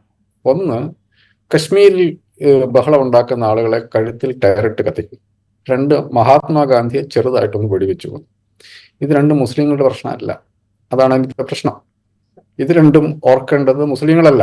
ബാബറി മസ്ജിദ് ജാംബവാന്റെ കാലത്ത് നടന്ന സംഭവമാണ് എന്ന് പറയുന്നത് മുസ്ലിങ്ങളുടെ മാത്രം പ്രശ്നമല്ല. അത് മതനിരപേക്ഷതയിൽ വിശ്വസിക്കുന്ന എല്ലാ മനുഷ്യരുടെയും പ്രശ്നമാണ്. അപ്പൊ അത് ഓർമ്മിപ്പിക്കേണ്ടത് എല്ലാ മനുഷ്യരെയാണ്. മുസ്ലിങ്ങളെ മാത്രമായിട്ട് അത് ഓർമ്മിപ്പിക്കുക എന്ന് പറഞ്ഞാൽ നിങ്ങളൊന്ന് മറന്നു പോകരുത് എന്നുള്ളതാണ്. അങ്ങനെയല്ല. എൻ്റെ ഒരു അസസ്മെന്റിൽ ഇന്ത്യയിലെ മുസ്ലിങ്ങൾ അങ്ങേയറ്റത്തും പൊളിറ്റിക്കൽ സാവിയായിട്ടുള്ള ഒരു കൂട്ടരാണ്. ഇപ്പൊ എനിക്കതിൽ ഏറ്റവും ഉദാഹരണം, കഴിഞ്ഞ ലോക്സഭാ തെരഞ്ഞെടുപ്പിൽ അവർ വോട്ട് ചെയ്യേണ്ടത് പോലും ചെയ്തത് കൊണ്ടാണ് ഇന്നിപ്പം BJP-ക്ക് ഒറ്റയ്ക്ക് ഭൂരിപക്ഷമില്ലാത്തത്. കർണാടകത്തിലെ കർണാടകത്തിലെ അവിടുത്തെ മുസ്ലിം സമുദായത്തെ ജീവിക്കാൻ വിടാത്ത അവസ്ഥയിലേക്ക് എത്തിച്ചു അവിടുത്തെ അന്നത്തെ BJP സർക്കാർ. അവർക്കുണ്ടായിരുന്ന കോട്ട എടുത്ത് കളഞ്ഞു. പിന്നെ ഹിജാബിന്റെ പേരിൽ എന്ന് വെച്ചിട്ടുണ്ടെങ്കിൽ ഒരുതരം ശത്രുതയോടുകൂടി ആണ് അവരെന്താ ചെയ്ത്, ഒരു തെരുവിൽ ഒരു തരം ബഹളം ഉണ്ടാക്കിയില്ല. അവർ പോയി നേരെ കോൺഗ്രസ് വോട്ട് ചെയ്തു. BJP സർക്കാർ പുറത്തുപോയി. അപ്പോൾ ഇന്ത്യയിലെ മുസ്ലിങ്ങൾക്ക്, ഇപ്പൊ ഞാൻ ആലോചിക്കായിരുന്നു, പലസ്തീനിൽ ഇസ്രായേലിന്റെ ഭീകരമായിട്ടുള്ള ആക്രമണം നിരന്തരം നേരിട്ടിട്ടും ഇപ്പോഴും പിടിച്ചു നിൽക്കുന്ന ആളുകളാണ് മുസ്ലിങ്ങൾ. അപ്പൊ അവർക്ക് എങ്ങനെയാണ് ഒരു പൊളിറ്റിക്കൽ സിറ്റുവേഷനെ നേരിടേണ്ടത് എന്നുള്ളതിനെ കുറിച്ച് നല്ല ധാരണയുള്ള ആളുകളാണ്. അപ്പൊ അവര് നിങ്ങൾ ഇടയ്ക്കിടയ്ക്ക് ഓർമ്മിപ്പിക്കേണ്ടതില്ല. ഇത് ബാബറി മസ്ജിദ് പൊളിച്ചത് RSSകാരാണ്. അന്നേരം BJP-യുടെ കോൺഗ്രസിന്റെ പ്രധാനമന്ത്രിയായിരുന്നു. അത് അവരുടെ മനസ്സിൽ നീറ്റലായിട്ടുണ്ട്. അവരുടെ മനസ്സിൽ മാത്രമല്ല, നമ്മുടെ ഒക്കെ മനസ്സിലുണ്ട് അത് നീറ്റലായിട്ട്. അപ്പൊ അതില് എപ്പോഴാണ് അവരെ സംബന്ധിച്ചിടത്തോളം ഇന്ത്യയിൽ നിങ്ങൾ എത്ര തന്നെ കോൺഗ്രസിനെ ചീത്ത പറഞ്ഞാലും, ഇന്ന് 99 സീറ്റുള്ള ലോക്സഭയിലെ ഏറ്റവും വലിയ കക്ഷിയാണ് കോൺഗ്രസ്. 3 സീറ്റാണ് CPM-നുള്ളത്. അപ്പം നോക്കൂ, കോൺഗ്രസിനെ തള്ളി ഞങ്ങളെ സ്വീകരിക്കൂ എന്ന് പറയുമ്പം ഒരു മുസ്ലിമിനെ സംബന്ധിച്ചിടത്തോളം ഇന്ത്യ എന്നുള്ള രാജ്യത്തിൽ അവരുടെ ചോയ്സുകൾ വളരെ കൃത്യമാണ്. അവർക്ക് ആ ചോയ്സ് എവിടെയാണ് കൊടുക്കേണ്ടത് എന്നവർക്കറിയാം. അതുകൊണ്ട് ഒരു തരത്തിലുള്ള പാട്രണൈസിങ്, ഇപ്പൊ കഴിഞ്ഞ ലോക്സഭ ഇലക്ഷനിൽ വളരെ വലുതായിട്ടാണ് CAA വിഷയം പിന്നെ ഇടതുപക്ഷം ഉയർത്തിക്കൊണ്ടുവന്നത്. എന്തായിരുന്നു ഫലം? അപ്പൊ അതുകൊണ്ട് ഈ മുസ്ലിങ്ങളെ പാട്രണൈസ് ചെയ്യുക, അവരെ പഠിപ്പിക്കുന്ന പരിപാടി ഇടതുപക്ഷം നിർത്തണം.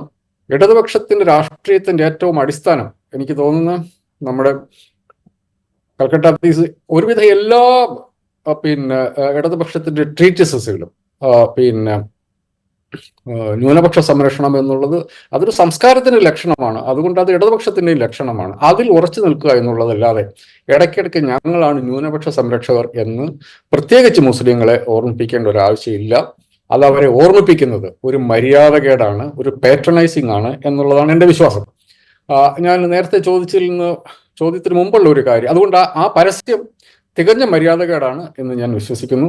ഇമാതിരി ഒരു തരത്തിലുള്ള ഉടായ്പിനും പോകാതെ ഇടതുപക്ഷത്തിന് അവരുടേതായ അന്തസ്സുള്ള ഒരു രാഷ്ട്രീയമുണ്ട്. ആ രാഷ്ട്രീയം മാത്രം പറയുക, ഈ ഉടായ്പകൾക്ക് പോകരുത് എന്നുള്ളതാണ് എൻ്റെ അഭിപ്രായം. പിന്നെ നേരത്തെ BJP-യുടെ വോട്ടിൻ്റെ ഒരു കാര്യം കൂടി, ഞാൻ പാലക്കാട്ട് പോയപ്പം അവിടുത്തെ BJP-യുടെ പല ലെവലിലുള്ള ആൾക്കാരോട് സംസാരിച്ചപ്പോൾ അവർ എന്നോട് പറഞ്ഞൊരു കാര്യം, 7000-നും 7500-നും ഇടയ്ക്ക് ക്രിസ്ത്യൻ വോട്ടുകൾ പാലക്കാട് നിയോജനം, അത്രേ ഉള്ളൂ.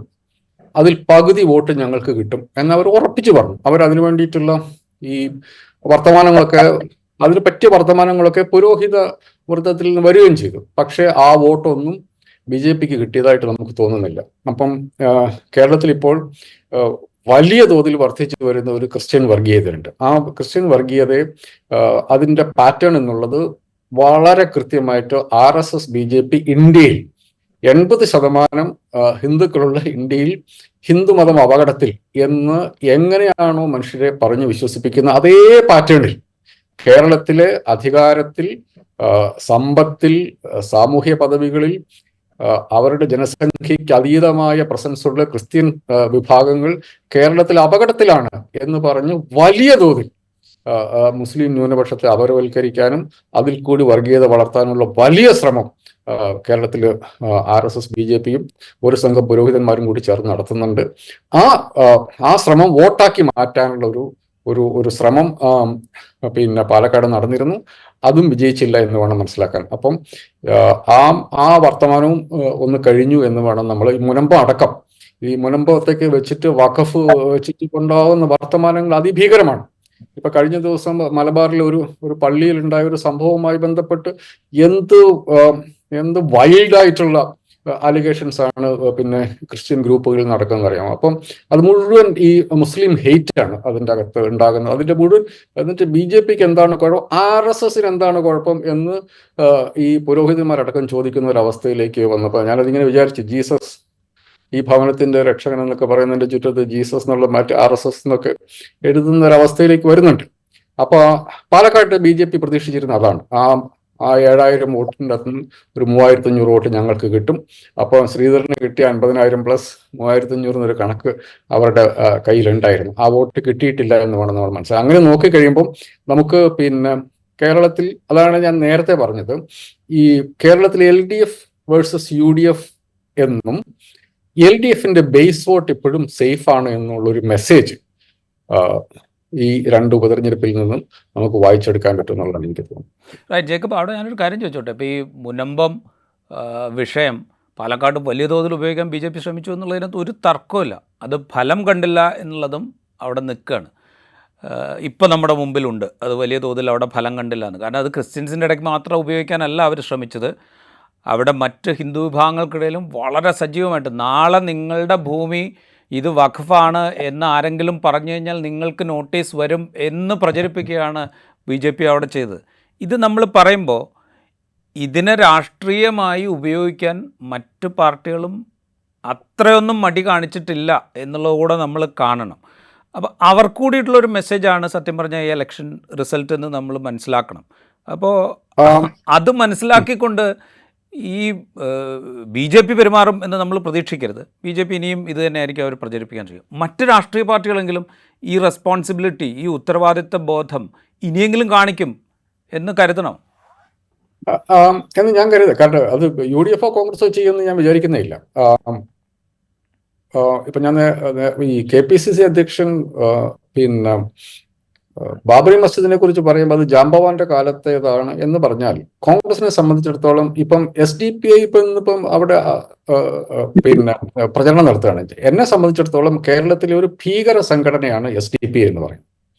ഭീകര സംഘടന, സാധാരണ ഇതിൽ തീവ്രവാദ സംഘടന എന്നല്ല ഞാൻ പറയുക. അവരൊരു ഭീകര സംഘടനയാണ്. കൊലപാതകങ്ങൾ സംഘടിപ്പിക്കാൻ, മണിക്കൂറുകൾക്കുള്ളിൽ കൊലപാതകങ്ങൾ സംഘടിപ്പിക്കാൻ ശേഷിയുള്ള കേരളത്തിലെ RSSനേക്കാൾ ശേഷിയുള്ള ഒരു ഭീകര സംഘടനയാണ് SDPI. അവർ കോൺഗ്രസിന് ഇപ്പം വലിയ പിന്തുണയായിരുന്നു. കോൺഗ്രസിന് ഇപ്പം അഭ്യർത്ഥന അർപ്പിച്ചുകൊണ്ട് ഒരു പ്രകടനം നടത്തുന്നുണ്ട്. അതുകൊണ്ട് UDFന്റെയോ കോൺഗ്രസിന്റെയോ ഭാഗത്തു നിന്നും ഏതെങ്കിലും തരത്തിൽ വർഗീയതയ്ക്കെതിരെ നിലപാടുണ്ടാവുന്ന പ്രതീക്ഷ എനിക്കില്ല. പക്ഷേ ഇടതുപക്ഷത്തിന് ചെയ്യാൻ ചില കാര്യങ്ങൾ, അവർക്ക് ഒന്ന്, ഇമാതിരിയുള്ള പാട്രണൈസിങ്, മുസ്ലിങ്ങളെയും ന്യൂനപക്ഷങ്ങളെയും പാട്രണൈസ് ചെയ്യുക എന്നുള്ളതിന് പകരം ഞങ്ങളുടെ നിലപാട് ഇതാണ് എന്ന് ഉറപ്പിച്ചു പറയുകയും MGR നേരത്തെ പറഞ്ഞതുപോലെ അത് ആവർത്തിച്ച് പറയുകയും ചെയ്യും.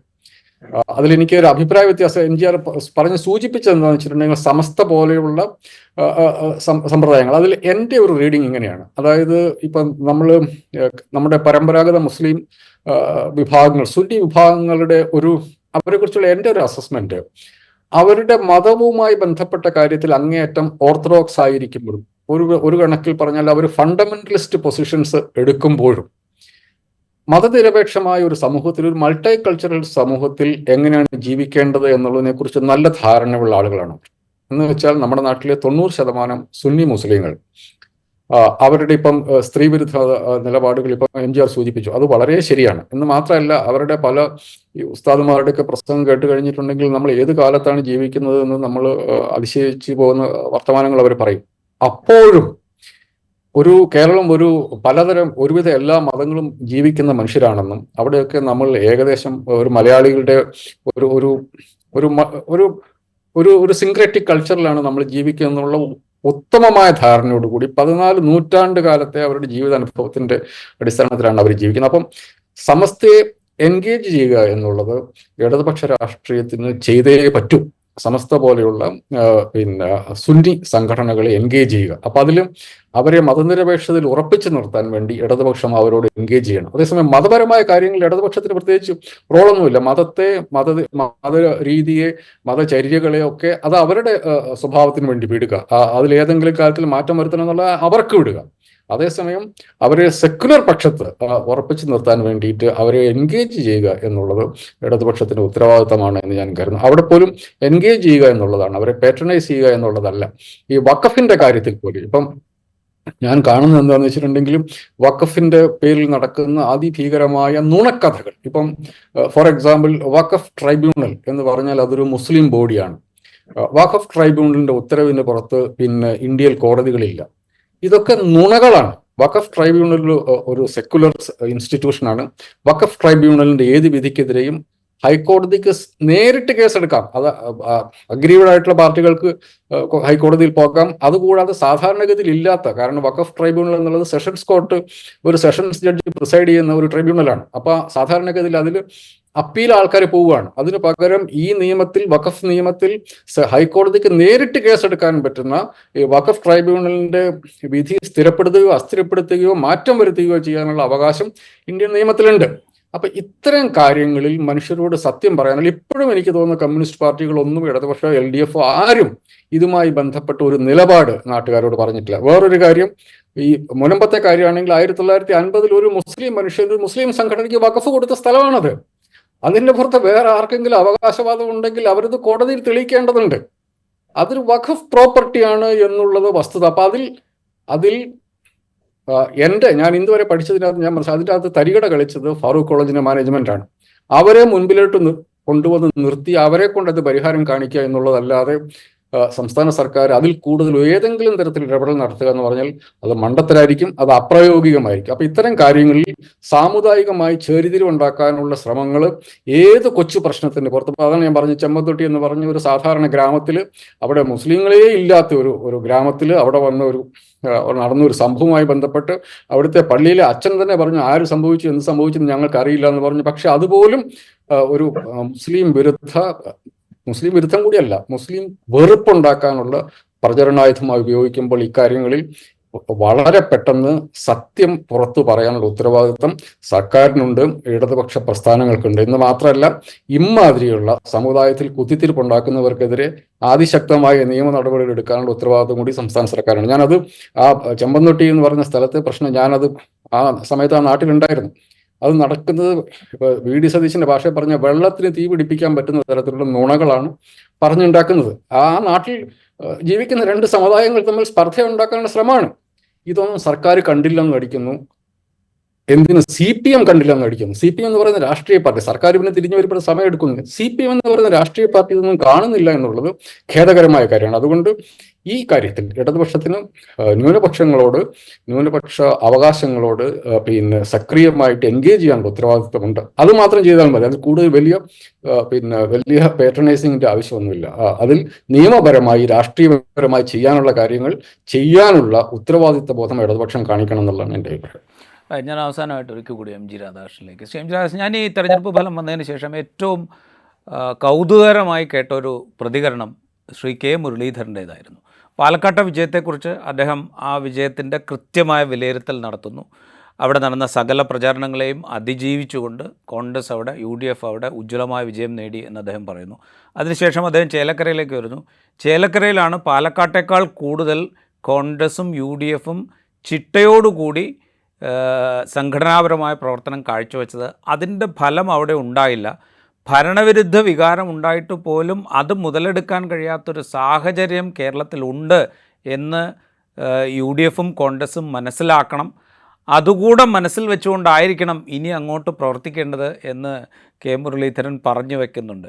യഥാർത്ഥത്തിൽ ഇന്ന് വന്ന ഫലം കൃത്യമായി അനലൈസ് ചെയ്തത് ഒരുപക്ഷെ കെ മുരളീധരനാണ് എന്നെനിക്ക് തോന്നുന്നു. ശരിക്കും അതുതന്നെയല്ലേ, വേണമെങ്കിൽ മറികടക്കാവുന്ന വിധത്തിലുള്ളൊരു ഭരണവിരുദ്ധ വികാരമേ ഇപ്പോൾ പിണറായി വിജയൻ സർക്കാരും CPM നേതൃത്വം നൽകുന്ന LDFും അഭിമുഖീകരിക്കുന്നുള്ളൂ എന്നുള്ളൊരു പരോക്ഷമായ സൂചന കൂടെ ഈ തെരഞ്ഞെടുപ്പ് ഫലം നമുക്ക് തരുന്നില്ലേ? തീർച്ചയായിട്ടും അത് തന്നെയാണ് ഇതിന്റെ പ്രധാനപ്പെട്ട മെസ്സേജ്. ഇടതുപക്ഷത്തിന് എല്ലാം തകർന്നു എന്നുള്ള, അല്ലെങ്കിൽ എല്ലാം നഷ്ടപ്പെട്ടു എന്നുള്ള ഒരവസ്ഥ ഇല്ലെന്നും ഈ ഭരണവിരുദ്ധ വികാരത്തിനെ ഫലപ്രദമായി മറികടക്കാനും അതിജീവിക്കാനും വേണ്ട തന്ത്രങ്ങളല്ല, തന്ത്രങ്ങൾ ഒരു വസ്തു വേണം, വേണ്ടെന്നല്ല പറയുന്നത്, അതിനോടൊപ്പം തന്നെ അതിന്റെ പോരായ്മകൾ പരിഹരിക്കുകയും, വാസ്തവത്തിൽ പാലക്കാട് പോലൊരു സ്ഥലത്ത് 3-ാം സ്ഥാനത്ത് തന്നെ നിൽക്കേണ്ട പാർട്ടിയാണ് അല്ല ഇടതുപക്ഷം. പക്ഷെ അവിടെ ഭരണവിരുദ്ധ വികാരം ഉണ്ടായില്ല എന്നുള്ളത് ശരിയാണ്. പക്ഷെ ഭരണാനുകൂല വികാരം എന്തുകൊണ്ടുണ്ടായില്ല എന്നുള്ളത് കൂടെ ആലോചിക്കേണ്ടതാണ്. കാരണം ഭരണാനുകൂല വികാരം ഉണ്ടാവുമായിരുന്നെങ്കിൽ പാലക്കാട് ഇത്തവണ ചിലപ്പോൾ 2-ാം സ്ഥാനത്തേക്ക് വരാനുള്ള സാധ്യത, 2-ാം സ്ഥാനത്തേക്ക് ജയിക്കാൻ പോലും പാടില്ല എന്നൊന്നുമില്ല പാലക്കാട്, അങ്ങനെയൊക്കെ വരാൻ സാധ്യതയുണ്ട്. അപ്പോൾ ഒരു പോസിറ്റീവായിട്ടുള്ള ഒരു ട്രെൻഡ് ഉണ്ടാക്കാൻ ഇടതുപക്ഷത്തിന് ഭാഗ്യത്തിന് നെഗറ്റീവായിട്ടുള്ള പറഞ്ഞ വിരുദ്ധ വികാരം ഉണ്ടായിട്ടില്ല. പക്ഷെ എന്തുകൊണ്ട് പുതുതായിട്ട് കുറച്ച് ആൾക്കാരെ ആകർഷിക്കാനും പുതിയ വിജയങ്ങൾ നേടാനും കഴിയുന്നില്ല എന്നുള്ളത് ആർക്കുമ്പോൾ ഇടതുപക്ഷത്തിന് ഇത് സമാധാനത്തിന്റെ സമയമാണെങ്കിലും അതേ സമയത്ത് ആത്മപരിശോധനയുടെയും കൂടെ സമയമാണ്. അത് കൂടുതൽ വിജയത്തിലേക്ക് പോകാനുള്ള സാധ്യതകൾ ഉണ്ട് എന്നുള്ള ഒരു സൂചനയും ഇത് തരുന്നുണ്ട്. അവസാനിപ്പിക്കുന്നതിന് മുമ്പ് ഒരു പോയിന്റ് കൂടെ പറയാൻ എനിക്ക് ആഗ്രഹമുള്ളത്, വാസ്തവത്തിൽ നമ്മുടെ ഈ മാധ്യമങ്ങളുടെ ഇപ്പൊ അമേരിക്കയിലെ ഇലക്ഷനില് ഈ ഡൊണാൾഡ് ട്രംപ് തോൽപ്പിച്ചത് പിന്നെ കമലാ ഹാരിസിനെ ഡെമോക്രാറ്റ്സിനെ മാത്രമല്ല മുഖ്യധാര മാധ്യമങ്ങളെ കൂടിയാണ് എന്ന് പറയുന്നുണ്ട്. അപ്പോ അത് വളരെ ശരിയാണ്. എനിക്ക് തോന്നുന്നു നമ്മുടെ സമകാലിക ലോകത്ത് മുഴുവൻ, ഇവിടെ മാത്രമല്ല, ഈ മെയിൻ സ്ട്രീം മീഡിയ എന്ന് വിളിക്കുന്ന ചർച്ചകളും ആരോപണങ്ങളും ആക്രമണങ്ങളും ഒക്കെ വാസ്തവത്തിൽ ബഹുജനങ്ങളുടെ അടുത്ത് എത്തുന്നുണ്ടോ എന്നുള്ളതിനെ എനിക്ക് ബലമായ സംശയം വീണ്ടും ഒന്നുകൂടെ ഉറപ്പിക്കുന്നു. അപ്പൊ ഇതൊരു പരാജയം മുഖ്യധാര മാധ്യമം, കാരണം ഞാൻ പറഞ്ഞ ഇടതുപക്ഷ വിരുദ്ധ വികാരത്തെ കുറിച്ചാണ്. ഇടതുപക്ഷ വിരുദ്ധ വികാരം നേരത്തെ ഇത്രയും ശക്തമായി ഉയർന്നു നിൽക്കുന്ന ഒരു സമയം എന്നൊക്കെ നമ്മൾ പറയുമ്പോൾ ഇത് ആരുടേതാണ് ഉയർന്നു നിൽക്കുന്നത്? ഇപ്പൊ 8 മണിക്കുള്ള ചർച്ച സമയത്ത് പലരുടെയും ധാരണ കേരളം മുഴുവൻ കേരളത്തിന്റെ അജണ്ടയായിട്ട് മാറുകയാണ്, കേരളത്തിലെ ജനത മുഴുവൻ അതനുസരിച്ച് പോവുകയാണ്. എല്ലാവരും അങ്ങനെയാണ്. ഈ പങ്കെടുക്കുന്നവരുടെ ചർച്ച ഞങ്ങളെ പോലെയൊക്കെ സംഘടിപ്പിച്ചിരുന്നവരുടെയും അന്നത്തെ വിശ്വാസം. പക്ഷേ നമ്മളൊരു ചെറിയൊരു പരിശോധന, ചെറിയൊരു എന്താ പറയുന്ന ഈ ബാക്ക് ഓഫ് ദ എൻവലപ്പ് എന്ന് പറയുന്ന സംഗതി, അതായത് എന്താ പറയാ ഒരു വലിയ ആസൂത്രിതമായിട്ടുള്ള സർവേ ഒന്നും വേണ്ട. വെറുതെ ഒരു കോളനി പോയിട്ട്, ഒരു ഹൗസിംഗ് കോളനി പോയിട്ട് നിങ്ങൾ 8 മണിക്ക് എത്ര പേര് ഈ ചർച്ച കാണുന്നുണ്ടത്, അതൊരു നല്ല ആരോഗ്യകരമായ, കാണാതിരിക്കുന്നുണ്ടെങ്കിൽ അത് നല്ല കാര്യമാണെന്നല്ല ഞാൻ പറയുന്നത്. പക്ഷേ വാസ്തവത്തിൽ നമ്മുടെ ഈ മാധ്യമങ്ങളുടെ, മുഖ്യധാര മാധ്യമങ്ങളുടെ ഈ വലിയ ബഹളവും കോലാഹലങ്ങളും ഒക്കെ വാസ്തവത്തിൽ ബഹുജന സാമാന്യത്തിന്റെ ഇടയിൽ എത്തുന്നുണ്ടോ എന്നുള്ളതിനെ പറ്റി എനിക്ക് ബലമായ സംശയം ഒന്നും കൂടി ഉറപ്പിക്കുന്നതാണ് ഈ തെരഞ്ഞെടുപ്പ് ഫലം. മാത്രമല്ല, ട്രംപിന്റെ കാര്യത്തിൽ ട്രംപിന് മറ്റൊരു ബദൽ മാധ്യമം ഉണ്ടായിരുന്നു. കാരണം അദ്ദേഹം പോഡ്കാസ്റ്റിനെയും സോഷ്യൽ മീഡിയയും അതിശക്തമായി ഉപയോഗിച്ചു. ജോ റോഗൻ എന്ന് പറയുന്ന ആള് 45 മില്യൺ, 4.5 കോടി ആൾക്കാരാണ് ഈ 3 മണിക്കൂർ നേരമുള്ള ഈ അദ്ദേഹത്തിന്റെ പോഡ്കാസ്റ്റ് കണ്ടത് ട്രംപിന്റെ. അതേസമയത്ത് അവിടുത്തെ വാഷിംഗ്ടൺ പ്രധാനപ്പെട്ട 3 ചാനലുകൾ, ABCയും മറ്റേതും എന്താണ് CNN എല്ലാം കൂടെ എടുത്താലും എത്തിയത് 43 ലക്ഷമാണ്. അപ്പൊ വാസ്തവത്തിൽ ഈ ഒരു പോഡ്കാസ്റ്റ്, അപ്പൊ ട്രംപ് ഇതിനെ മറികടക്കാൻ വാസ്തവത്തിൽ ട്രംപിന്റെ സോഷ്യൽ മീഡിയ വഴി കഴിഞ്ഞു. നമ്മുടെ നാട്ടില് ഈ മുഖ്യധാര മാധ്യമങ്ങളെ മറികടക്കാൻ KJ ജേക്കബിനെ പോലെയുള്ള വലിയ ഇൻഫ്ലുവൻസേഴ്സിനെയൊക്കെ ഉപയോഗിച്ചാൽ നല്ലതായിരിക്കും. പക്ഷെ അദ്ദേഹം ഈ പറഞ്ഞ പോലെ പൂർണ്ണമായിട്ടൊന്നും കോടതിക്ക് വിമർശനമുള്ളവരാണ്. പക്ഷെ ഇടതുപക്ഷത്തിന് വാസ്തവത്തിൽ, അല്ലെങ്കിൽ ഇടതുപക്ഷത്തിന് ആർക്ക് വേണമെങ്കിലും വരാൻ പോകുന്ന ദിവസങ്ങൾ, അല്ലെ വരാൻ പോകുന്ന രാഷ്ട്രീയത്തിൽ ഈ പൊളിറ്റിക്കൽ കമ്മ്യൂണിക്കേഷൻ വാസ്തവത്തിൽ കുറച്ചുകൂടെ ബുദ്ധിപൂർവ്വം ആലോചിച്ച് മാറ്റി തീർക്കേണ്ട സമയമാണ്. ഇപ്പൊ നമ്മള് മോദിയുടെ പരാജയത്തിന് പിന്നിൽ ധ്രുവരാത്തിയുടെയും രവീഷ് കുമാറിന്റെ ഒക്കെ സംഭാവന പറയുന്നുണ്ട്. അപ്പൊ മുഖ്യധാരയുടെ കയ്യിൽ നിന്ന് പോയി. എന്നാൽ ഇവിടുന്ന് മുഖ്യധാരയിൽ നിന്ന് പോയിട്ടുണ്ട്, പക്ഷെ ഇല്ലത്തുനിന്ന് ഇറങ്ങി അമ്മത്തെത്തിയിട്ടില്ല എന്നുള്ള അവസ്ഥയാണ്. നമുക്കിവിടെ സോഷ്യൽ മീഡിയ അത്ര സജീവമായ രംഗത്ത് ഇതിന് പകരമായിട്ടില്ല. പക്ഷേ ഇതൊരു ടൈമാണ്, ഇതൊരു സ്പേസ് ആണ്. പൊളിറ്റിക്കൽ കമ്മ്യൂണിക്കേഷന് പുതിയ മാർഗങ്ങൾ. അപ്പൊ ഈ മുഖ്യധാര മാധ്യമങ്ങളുടെ അജണ്ട സെറ്റിംഗ് അവസാനിക്കുന്നു എല്ലാവരും പറയുന്നുണ്ട്. പക്ഷെ ഈ തെരഞ്ഞെടുപ്പ് വീണ്ടും അത് ഒന്നുകൂടി കാണിച്ചില്ലെന്ന് എനിക്ക് സംശയമുണ്ട്. ജേക്കബിന് അതിനോട് എന്തോ കൂട്ടിച്ചേർക്കാനുണ്ട്. ഞാൻ അതിനകത്ത് ഒരു ഒറ്റ കാര്യം പറഞ്ഞുകൊണ്ട് അത് എംജിആറിനോട് പറഞ്ഞതിനോട് കൂട്ടിച്ചേർത്ത്. ഞാൻ CPM-ന്റെ 2 ഏരിയ സമ്മേളനങ്ങൾ നടന്ന മാധ്യമ സെമിനാറിൽ പങ്കെടുത്തു. അപ്പോൾ അടിസ്ഥാനപരമായിട്ട് അത് മെയിൻ സ്ട്രീം മീഡിയ ചീത്ത പറയാൻ വേണ്ടിയിട്ട് സംഘടിപ്പിക്കുന്ന പരിപാടികളാണ്. അതിനാണ് എന്നെ ക്ഷണിച്ചത്. ഞാൻ അവിടെ 2 സ്ഥലത്ത് ഞാൻ പറഞ്ഞത്, നിങ്ങൾ ദയവ് ചെയ്ത് ഈ മുഖ്യധാരാ മാധ്യമങ്ങൾ ചീത്ത വിളിക്കുന്ന പരിപാടി അവസാനിപ്പിക്കുക. അത് മലയാളി ഫിഗർ ഔട്ട് ചെയ്ത് കഴിഞ്ഞു. ഇടതുപക്ഷം നേരിടുന്ന ഏറ്റവും വലിയ വെല്ലുവിളി എന്നുള്ളത്, ഞാൻ നേരത്തെ ഈ മുസ്ലിം ഹെയ്റ്റ് എന്ന് പറയുന്ന പോലെ തന്നെ ഏറ്റവും വലിയ വെല്ലുവിളി നേരിടുന്നത്, ഞാനത് ഉദാഹരണങ്ങളും പറഞ്ഞു കൊടുത്തു കൃത്യമായിട്ട്. ഇപ്പൊ കേരളത്തിൽ എന്താണ് CPM നടത്തിയത് എന്നുള്ളതിനെ കുറിച്ച് പച്ച നുണകൾ ലക്ഷക്കണക്കിന് മനുഷ്യർ കാണുന്നു. അതാണ് സത്യത്തിൽ കേരളത്തിലെ ഇടതുപക്ഷത്തിന് മാത്രമല്ല, കേരളത്തിന്റെ സുസ്ഥിരതയ്ക്ക് പോലും വെല്ലുവിളിയാകുന്ന തരത്തിലുള്ള വലിയ മാധ്യമ പ്രചരണങ്ങൾ സോഷ്യൽ മീഡിയ നടക്കുന്നുണ്ട്. അതാണ് ശരിക്കും ഇടതുപക്ഷം അഡ്രസ്സ് ചെയ്യേണ്ടത്. മുഖ്യധാര ഏഷ്യാനെറ്റിനെയും മാതൃഭൂമിയും മനോരമയും ചീത്ത വിളിച്ച് കാലം കഴിക്കേണ്ട സമയം എപ്പോഴേ കഴിഞ്ഞിരിക്കുന്നു. അജണ്ട സെറ്റ് ചെയ്യപ്പെടുന്നത് ഈ ചെറിയ ഫോണിലാണ്. അത് റിയലൈസ് ചെയ്യുക. അതിപ്പോ MGR പറഞ്ഞതിനോട് 100% ഞാനും യോജിക്കുകയാണ്. അല്ല, അത് ഞാൻ പറയാൻ വന്നത്, ഈ തെരഞ്ഞെടുപ്പ് കാലത്ത് ചേലക്കര ഉപതെരഞ്ഞെടുപ്പിൻ്റെ പ്രചാരണം ഏതാണ്ട് അവസാനിക്കുന്ന ഘട്ടത്തിൽ ഞാൻ എൻ്റെ നേറ്റീവ് മണ്ഡലത്തിനോട് ചേർന്ന് നടക്കുന്ന മണ്ഡലമാണ് ചേലക്കര, ഷൊർണൂരിനോട് ചേർന്ന് നടക്കുന്ന മണ്ഡലമാണ് ചേലക്കര. അപ്പോൾ ഞാൻ അവിടെ എനിക്ക് പരിചയമുള്ള ആളുകളോടൊക്കെ ചോദിച്ചു എന്താണ് അവിടുത്തെ സ്ഥിതി. അപ്പോൾ അവർ പറഞ്ഞു പ്രദീപ് ജയിക്കാനാണ് സാധ്യത. പ്രദീപിന് അവിടെ വ്യക്തിപരമായി അടുപ്പങ്ങളുണ്ട്. പിന്നെ പ്രദീപ് അത്ര മോശം സ്ഥാനാർത്ഥിയല്ല, ഇടതുപക്ഷം അത്രത്തോളം അൺപോപ്പുലർ ആയിട്ടില്ല ഈ മണ്ഡലത്തിൽ എന്ന് അവിടുത്തെ ആളുകൾ പറഞ്ഞു. അതിൽ CPM-കാരുണ്ട്, കുറച്ച് കോൺഗ്രസ് അനുഭാവമുള്ളവരുണ്ട്, കടുത്ത കോൺഗ്രസ്സുകാരുമുണ്ട്. അവരുടെ സ്ഥാനാർത്ഥി ജയിക്കാനുള്ള ആർഗ്യുമെൻറ്റ് പറയുന്നതിൻ്റെ കൂടെ തന്നെയാണ് ഇത് പറഞ്ഞത്. എളുപ്പമല്ല ജയിക്കാൻ, പ്രദീപ് പോപ്പുലറാണ്, CPM-ന് ഇപ്പോഴും നല്ല വേരോട്ടമുണ്ട്, സംഘടനാ ശക്തിയുണ്ട്, അപ്പോൾ അതുകൊണ്ട് ജയിക്കാൻ സാധ്യത പ്രദീപാണ് എന്ന് അവർ പറയുകയും ചെയ്തു.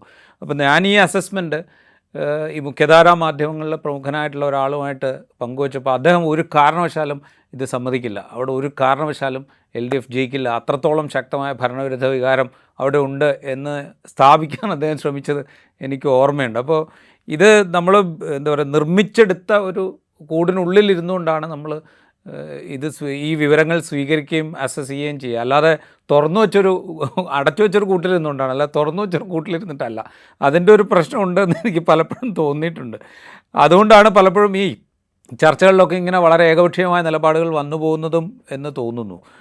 എനിവേ, ഞാൻ അവസാനമായിട്ട് ഒരിക്കൽ കൂടി MG രാധാകൃഷ്ണനിലേക്ക് പോകുന്നത്, ഈ ആ ഒരു പോസിറ്റിവിറ്റിയെക്കുറിച്ച് പറഞ്ഞല്ലോ. അതായത് LDF-ൻ്റെ കാര്യത്തിൽ ഇപ്പോൾ ഉണ്ടായിരിക്കുന്ന ഒരു പോസിറ്റിവിറ്റി, അവർക്ക് വേണമെങ്കിൽ ഉപയോഗിക്കാവുന്ന ഒരു പോസിറ്റിവിറ്റിയെ കുറിച്ച് പറഞ്ഞല്ലോ. ഇതേ പോസിറ്റിവിറ്റി ഒരുപക്ഷെ നമ്മുടെ ഒരു സെക്കുലർ ഡെമോക്രസി എന്നുള്ള നിലയ്ക്ക് കേരളത്തെ മൊത്തത്തിലെടുക്കുകയാണെങ്കിൽ ഈ 2 മുന്നണികളുടെയും കാര്യത്തിൽ ഒരു പോസിറ്റിവിറ്റി റിസൾട്ട് പ്രദാനം ചെയ്യുന്നുണ്ടെന്ന് തോന്നുന്നു, പാലക്കാടും ചേലക്കരയും. തീർച്ചയായിട്ടും ആരോ ചർച്ചയിൽ നേരത്തെ പറഞ്ഞു കേട്ടതുപോലെ കേരളത്തിൽ ഇന്ത്യ മുന്നണിയാണ് ഒരർത്ഥത്തിൽ ജയിച്ചിരിക്കുന്നത്. അപ്പൊ പ്രത്യേകിച്ച് മഹാരാഷ്ട്രയിൽ ഇങ്ങനെ ഒരു ഭയങ്കരമായ രീതിയിൽ BJP-യും NDA-യും വിജയിച്ചു വരികയും ഒക്കെ ചെയ്യുന്ന ഒരു സമയത്ത് ഈ കേരളം പോലെ ഒരു സംസ്ഥാനത്തിന്റെ ജീവിച്ചിരിക്കുന്ന നമ്മളെപ്പോലെയുള്ള ചില വിഭാഗം ആൾക്കാർക്കെങ്കിലും ഈ പറഞ്ഞ പോലെ മതേതരത്വത്തിലും മതസൗഹാർദ്ദത്തിലും ഒക്കെ വിശ്വസിക്കണം എന്ന് ആഗ്രഹിക്കുന്നവരെ സംബന്ധിച്ചിടത്തോളം ഇതൊരു പോസിറ്റീവ് റിസൾട്ട് തന്നെയാണ്. പക്ഷേ ആ പോസിറ്റീവ് റിസൾട്ട് ഇതിന്റെ വളരെ ജാഗ്രതയോടെയാണ് സമീപിക്കേണ്ടത് എന്നുള്ളതിനെ കുറിച്ച് ഉള്ള സന്ദേശം തരുന്നുണ്ട്. അത് ഈ BJP-യുടെ ഈ പറഞ്ഞ പോലെ തൽക്കാലം പാലക്കാടും മറ്റും ഇങ്ങനെ ഒരു ഇതൊക്കെ ഉണ്ടായിട്ടുണ്ടെങ്കിലും ഇത് നമ്മളോടൊപ്പം തന്നെ വളരുന്ന ഒരു കാര്യമാണ്, വളരുന്ന ഒരു കാര്യമാണ് എന്ന് മനസ്സിലാക്കിക്കൊണ്ടുള്ള, പക്ഷെ അതിന്റെ ഒരു നല്ല ഭാഗം നേരത്തെ പറഞ്ഞ പോലെ ഇതെല്ലാം കഴിഞ്ഞാലും നമ്മുടെ ഈ മണ്ണ്, ഈ കേരളത്തിന്റെ മണ്ണെങ്കിലും ഇപ്പോഴെങ്കിലും ഉറച്ചു നിൽക്കുന്നുണ്ട് എന്നുള്ള ഒരു നല്ല സന്ദേശം, ഒരു പോസിറ്റീവ് സന്ദേശം ഈ ഇലക്ഷൻ ഉണ്ടായിരുന്നു, ഒരു സംശയം. റൈറ്റ്. കേരളത്തിൻ്റെ ഉപതെരഞ്ഞെടുപ്പ് ഫലം ഒരുപക്ഷെ കഴിഞ്ഞ ലോക്സഭാ തെരഞ്ഞെടുപ്പിനെ അപേക്ഷിച്ച് കുറെ കൂടെ പോസിറ്റീവായൊരു സന്ദേശം നമ്മൾ കേരളീയർക്ക് നൽകുന്നുണ്ട് എന്ന് തന്നെ നമുക്ക് വിശ്വസിക്കാം. ഈ തെരഞ്ഞെടുപ്പ് സംവാദം ഇവിടെ അവസാനിപ്പിക്കുന്നു. വളരെയധികം നന്ദി Shri K J Jacob, Shri M G Radhakrishnan ഞങ്ങളോടൊപ്പം സഹകരിച്ചതിന്. മറ്റൊരു എപ്പിസോഡുമായി വീണ്ടും കാണാം.